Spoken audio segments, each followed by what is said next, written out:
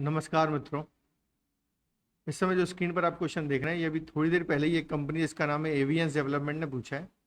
इस क्वेश्चन का सही जो आंसर है वो है थर्ड, जो कि ये आपको दिख रहा है।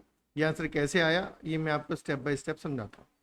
यहाँ पर दो वेरिएबल बन रहे हैं जिसकी वैल्यू क्या है, 0 0। इस तरह से हमारे प्रोग्राम के अंदर दो वेरिएबल एक्स और आई और एक्स, और दोनों वेरिएबल्स की वैल्यू फिलहाल कितनी है, 0 0।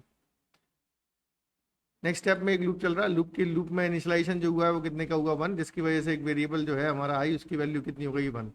कंडीशन टेस्ट हो रही है 1<10। कंडीशन चूंकि सही है इसलिए लूप चलेगा। तो हम जानते हैं कंडीशन के सही होने पर लूप चलने लगता है। कंट्रोल ट्रांसफर के अंदर आ जाएगा और एक्स अपनी वैल्यू 1 से इंक्रीज कर देगा, जो कि जिसकी वजह से एक्स की वैल्यू हो जाएगी 1। और ये जो 1 प्रिंट हो जाने की वजह से ये 1 तो मैं आपको जो है स्क्रीन पर दिख रहा है। फिर कंट्रोल ट्रांसफर हो के जब बॉडी कंप्लीट कर जाएगा, कंट्रोल ट्रांसफर हो के I equal to I into 2 पर पहुंच जाएगा, जिससे आई वेरिएबल की वैल्यू में सीधा 2 का इंक्रीमेंट हो जाएगा। और 2 का इंक्रीमेंट होने से आई की वैल्यू फिलहाल 2 हो जाएगी। अगला जो टेस्ट होगा 2<10 का होगा, कंडीशन फॉल्स निकली, कंडीशन ट्रू निकलेगी।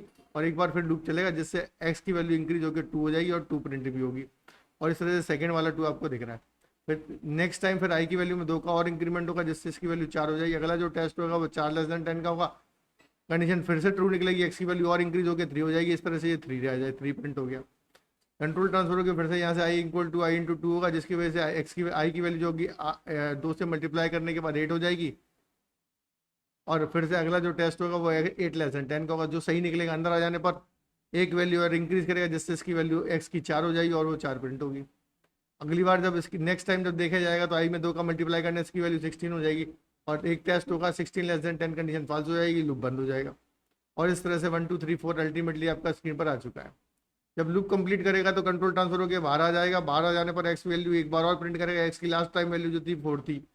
और इस तरह से एक बार और 4 आ जाएगा। और फाइनल जो आंसर होगा 1 2 3 4 और 4 होगा। ये इसका सही आंसर है। अब आप देख पा रहे होंगे कि कई बार बच्चों को ये लगता है कि जो वो आंसर दे रहे हैं वो सही है, लेकिन एग्जैक्टली उनका जो आंसर है वो सही नहीं होता है, और उन्हें सिर्फ भ्रम होता है कि उनका जो लगाया गया आंसर है बिल्कुल ठीक है। और इस तरह से कई सारे सिलेक्शन नहीं हो पाते हैं। चीज़ों को पढ़ने के लिए अवेयर रहे और डीप स्टडी करें तो आपको इस तरह के आंसर्स को निकालना आसान होगा। धन्यवाद।